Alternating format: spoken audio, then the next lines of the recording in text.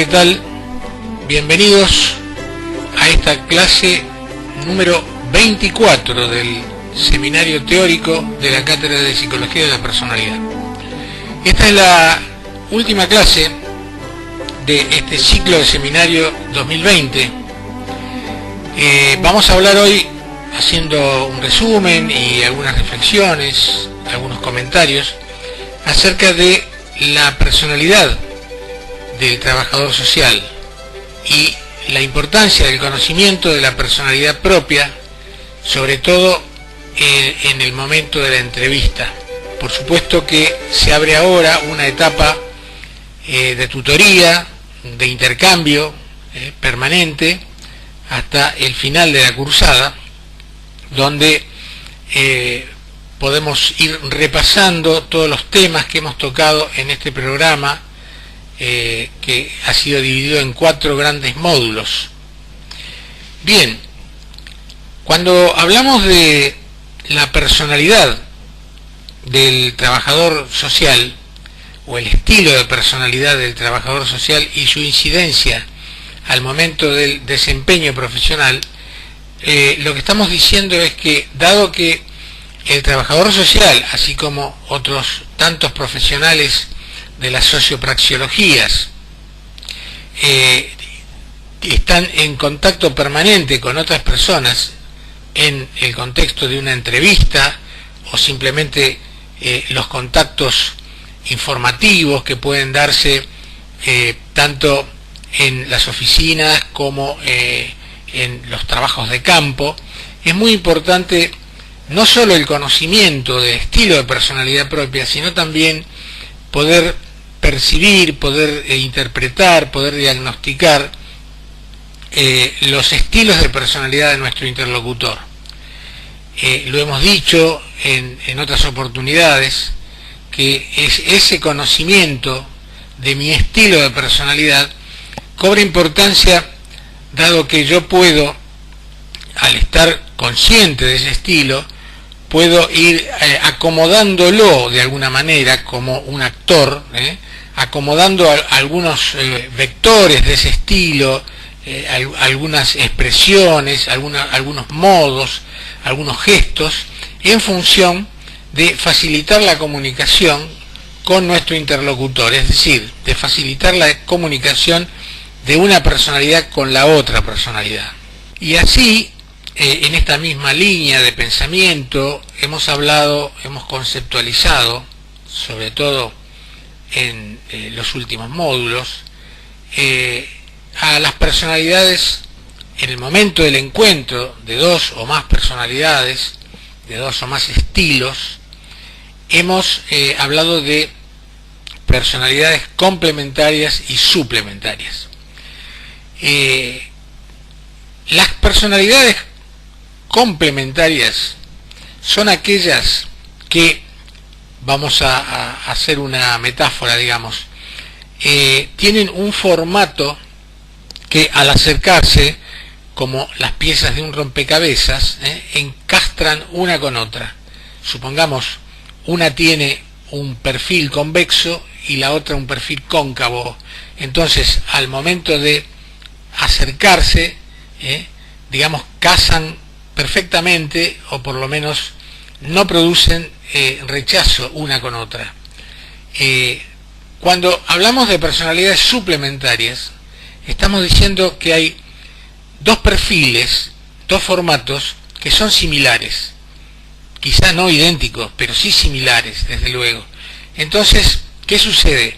Que tenemos una dificultad porque supongamos que los 2 perfiles, estamos nuevamente tomando una figura representativa, metafórica, que estas 2 personalidades tuvieran un perfil convexo. Entonces, no hay forma de que fácilmente puedan encastrar, puedan articularse, puedan coincidir en ese caso.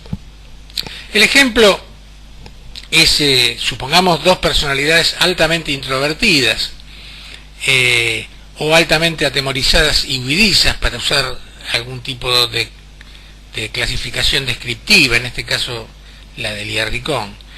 Entonces, más allá de los roles que se da en la entrevista entre el trabajador social, entre el entrevistador y el entrevistado, que obviamente son roles diferenciados, al momento de la dinámica de la entrevista, de preguntar, de repreguntar, quizá al coincidir esos estilos como suplementarios, puedan producir o demasiados silencios, perdemos información, perdemos momentos muy ricos, o demasiado ruido, y donde finalmente el entrevistador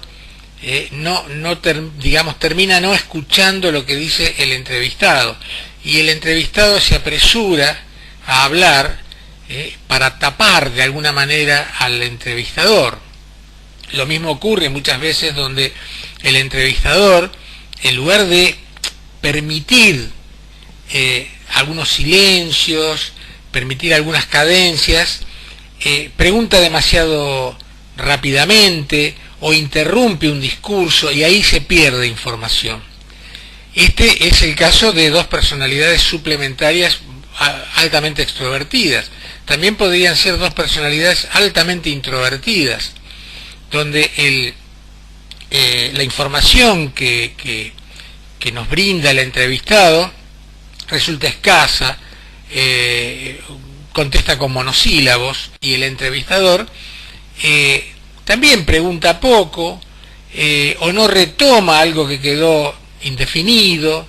Entonces ahí también son dos personalidades suplementarias, pero que se distancian. Las otras se acercan como extrovertidas y estas se distancian de alguna manera.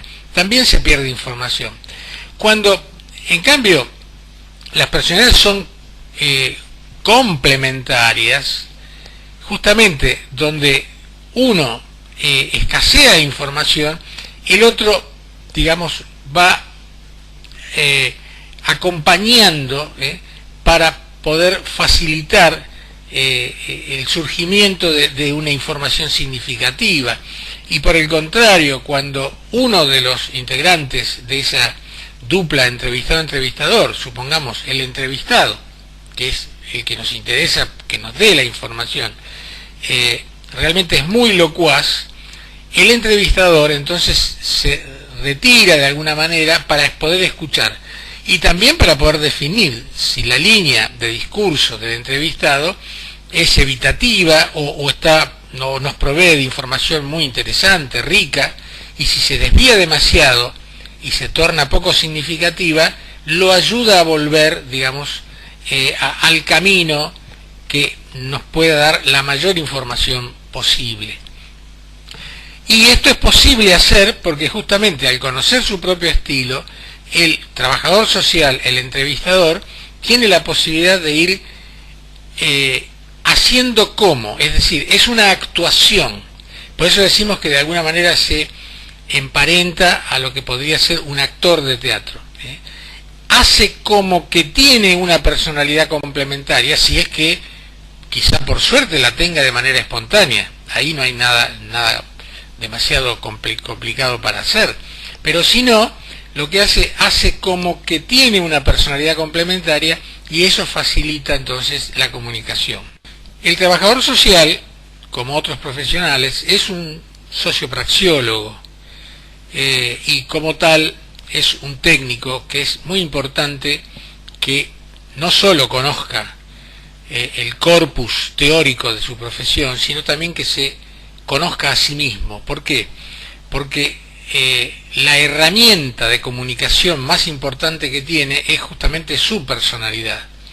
Entonces el conocimiento del estilo de personalidad propia es muy importante, no solamente, como decíamos recién, para poder complementar adecuadamente a la personalidad de la persona a la que va destinado nuestro trabajo, sino también para poder visualizar, para poder interpretar nuestras propias sensaciones contratransferenciales. ¿Se acuerdan cuando hablábamos de transferencia y contratransferencia?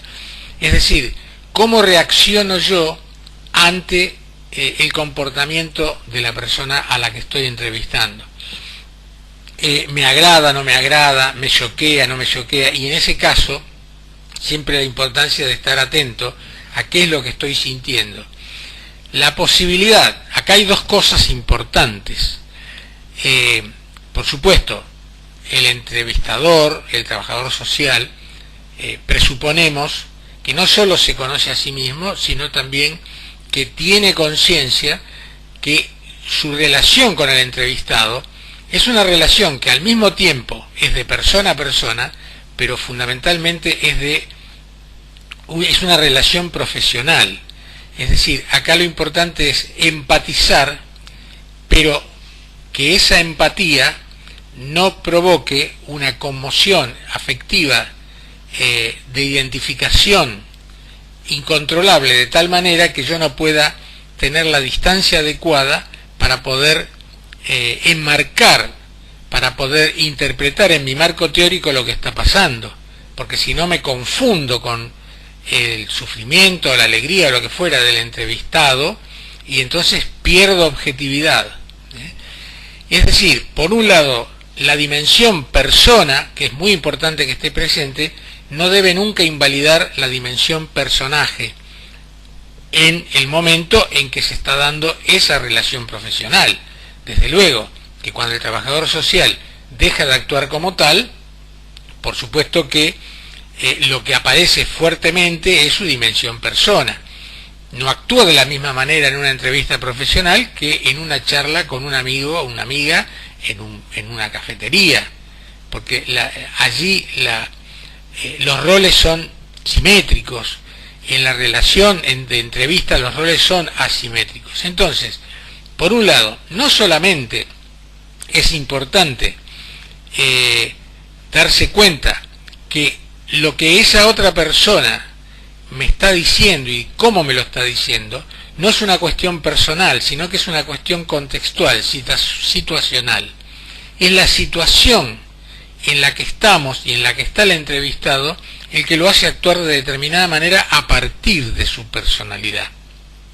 Y al mismo tiempo, y en segundo lugar, el conocimiento de la propia personalidad es muy importante para poder interpretar que eso que estoy sintiendo no solo tiene que ver con mi personalidad, sino también que eso que estoy sintiendo me va a ayudar a interpretar qué tipo de estilo de personalidad tiene el entrevistado.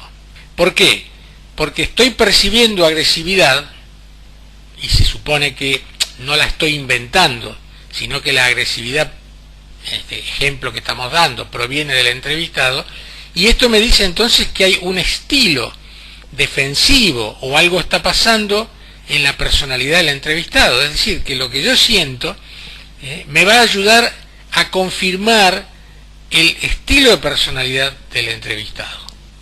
Y bien, por último yo les voy a compartir un fragmento de una entrevista, en este caso una entrevista periodística, pero que tiene características muy especiales, dado la personalidad y el estilo del periodista que entrevista, y también obviamente la personalidad en ese caso del entrevistado.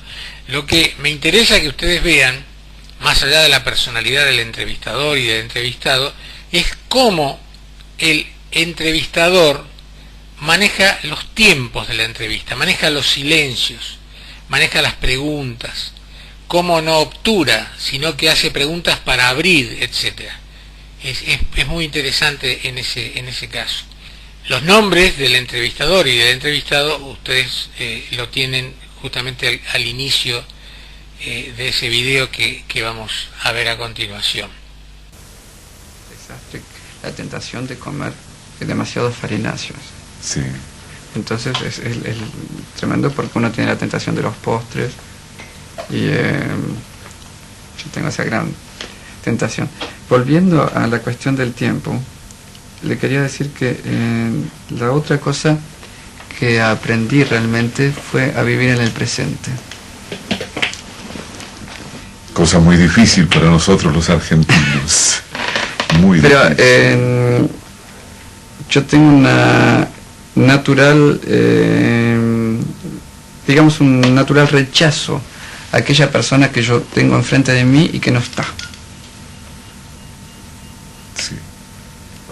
Y entonces, fíjese que me di cuenta, analizando, no con psicoanálisis, haciendo yoga, hay una de las frases que dicen que quien no vive en el presente no tiene nunca futuro tampoco. Porque el futuro, si usted está en relación de futuro solamente, cuando llega a eso que está imaginando, siempre está más allá. Sí. Y entonces eso fue una de las cosas más importantes que aprendí. A vivir, pero con todo, con frenesí, con amor, el momento realmente en el cual estoy viviendo. ¿Y cómo hace para desprenderse del pasado? Si es que se desprende. Yo no me desprendo del pasado, yo pienso que el pasado es lo que nos forma, es decir, lo que nos ha construido. Y realmente, sin ninguna vanidad, le puedo decir que no me puedo quejar de mi pasado, porque realmente ha sido siempre en pos de lo que hemos hablado, hacer dinero de ese talento, y todo lo que viví, lo he vivido, creo, con amor. Creo que lo puedo afirmar categóricamente. Me he equivocado muchísimo. Sin embargo, fíjese que he llegado, con toda honestidad, a lo que sentía siendo chico. Es decir, de ser absolutamente honesto. Yo creo que no hay nada ni nadie que merezca que falseemos las cosas. ¿Cómo? Que no hay nada ni nadie que merezca que falseemos realmente las cosas. De ser absolutamente veraz. Y me doy el lujo de decir la verdad. Ahora, es un lujo. Sí.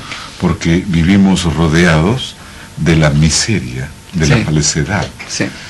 Y lo que usted dice es preocupación de no poca gente que quiere estar bien consigo mismo. La peor de las deshonestidades es no transmitirle al otro lo que realmente uno siente y lo que el otro debe saber de uno para poder estar mejor con el otro. Evidentemente. Lógicamente no hay necesidad de escupir esa verdad de cualquier manera, porque hay que contemplar en qué situación está el otro.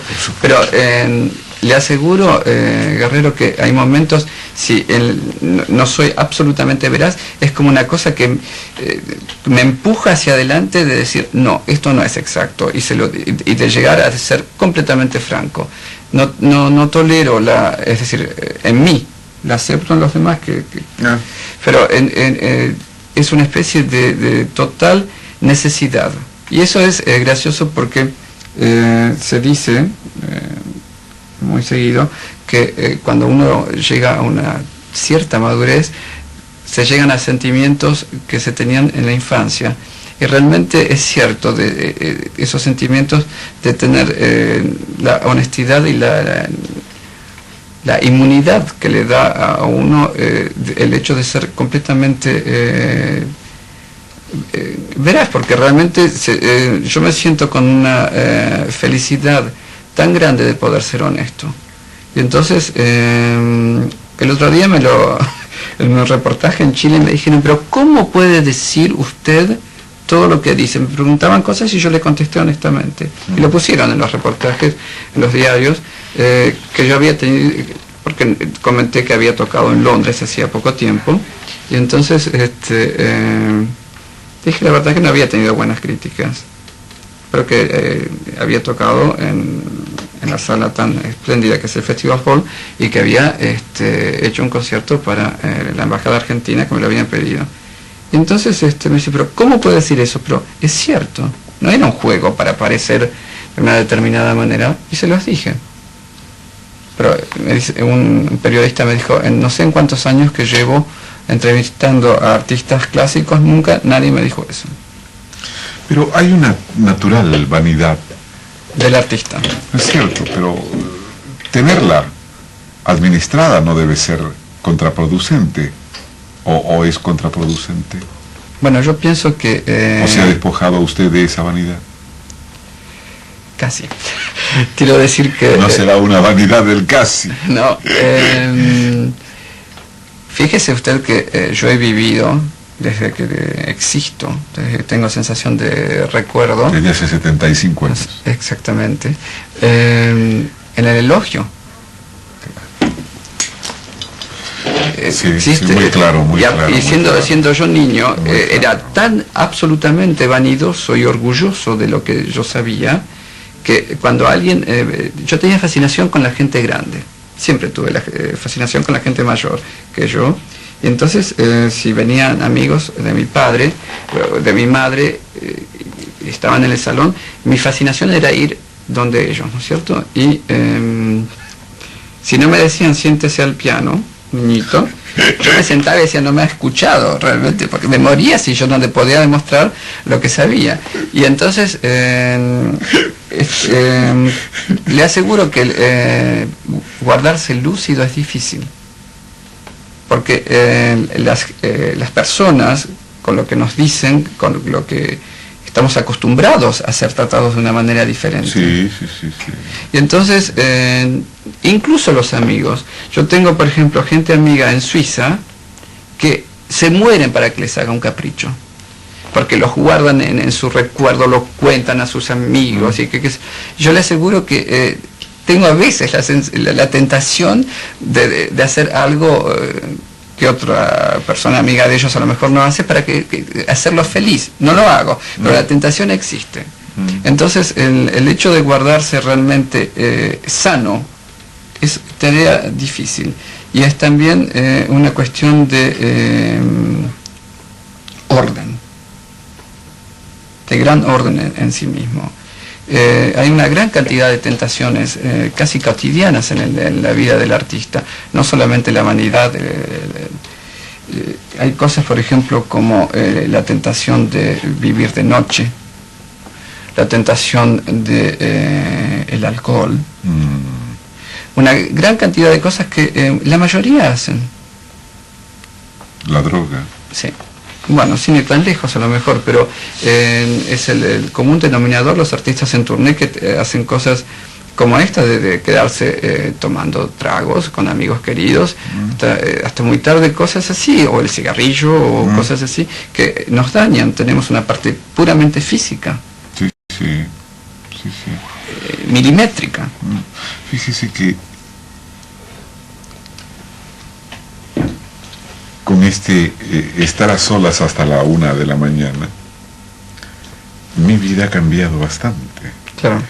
No era lo mismo grabarlo todos los días a las 4 de la tarde. Sí, para el 2.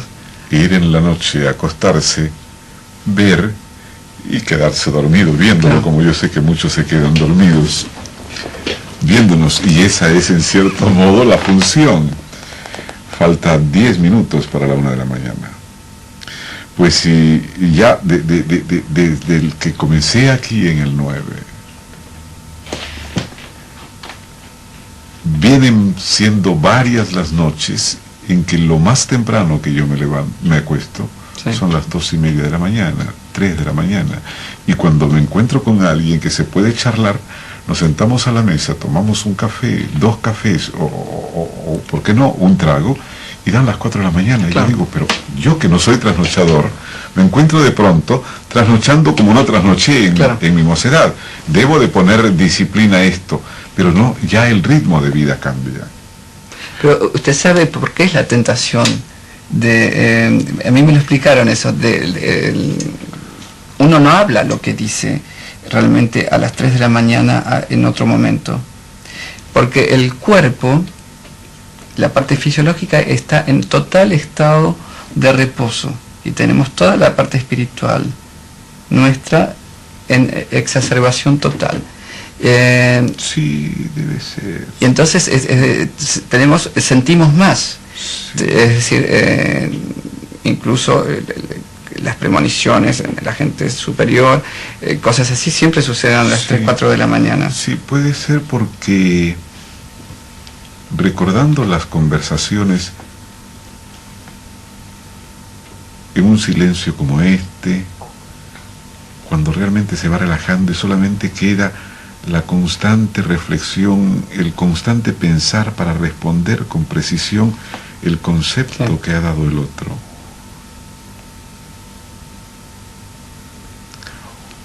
O en los casos de la intimidad amorosa que se va tornando envolvente y es algo hipnótico, ¿no?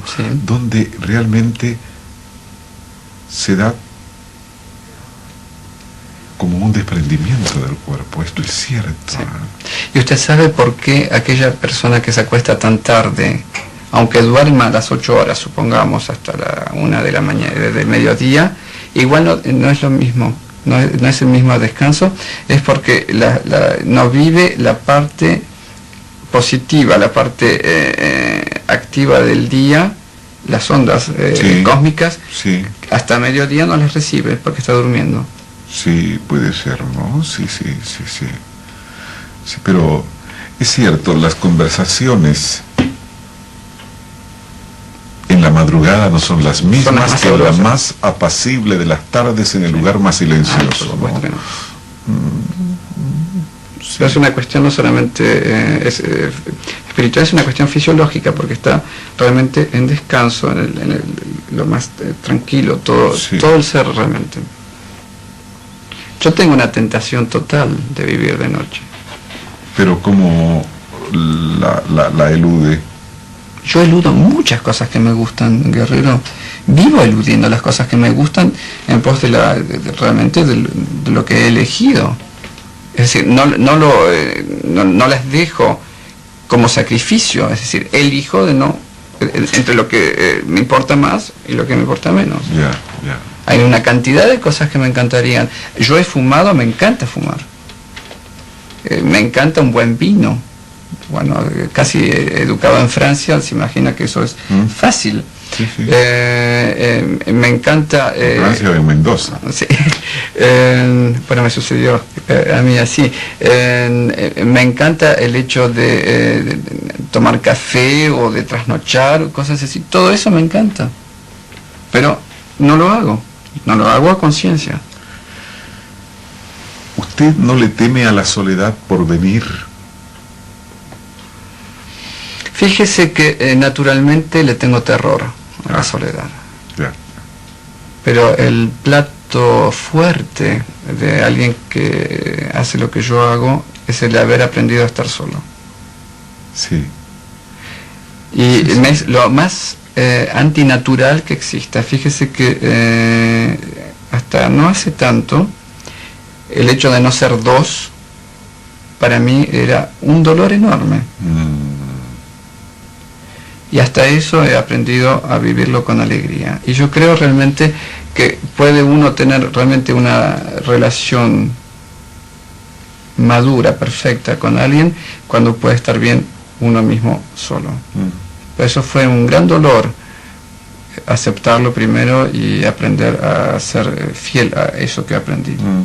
Porque naturalmente para mí es todo lo contrario. Y además... Usted mencionó su poliomielitis, su rehabilitación, pero haciendo memoria entre la no poca gente que he tenido en suerte conocer, vinculada al arte, tanto hombres como mujeres, la mayoría de ellos, los que han podido sobrevivir a todas las angustias, son los que han sabido estar solos consigo mismo, los que disfrutan de la soledad porque inclusive los ayuda a crear. Esto no quiere decir que sean unos eremitas, unos ermitaños, unos... no, porque esos son los que la padecen. Claro, ni unos señores que renieguen de la sociedad, que crean que el mundo está en contra de ellos. No, gente que está muy bien. Es para trabajar profundamente. Pero que se manejan, además, en un mundo muy estoico, ¿no? Casi con lo imprescindible.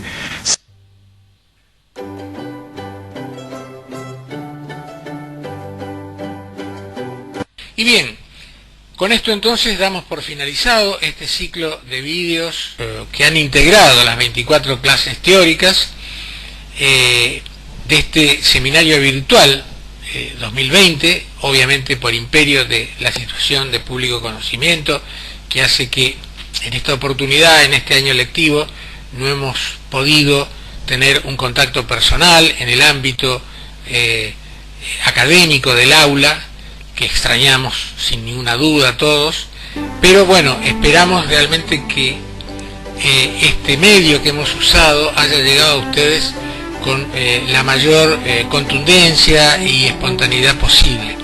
Nos hemos abocado a eso y esperemos haberlo logrado. Como les dije al comienzo de esta clase, quedamos entonces en disponibilidad para empezar a interactuar haciendo un repaso general de todo lo que hemos visto. Ustedes pueden volver sobre temas anteriores para aclarar conceptos, para pedir ejemplos, es decir, queda abierta la tutoría. Entonces saben que la tutoría no tiene un día en particular, es decir, en la medida en que ustedes de acá a finalizar la cursada tengan inquietudes, bueno, hacen preguntas escritas o por audio a través de este grupo de WhatsApp y nosotros responderemos lo más rápidamente posible. Muy bien, les agradezco a todos la atención que nos han dispensado y bueno, les deseamos lo mejor para este final de cursada. Muchísimas gracias.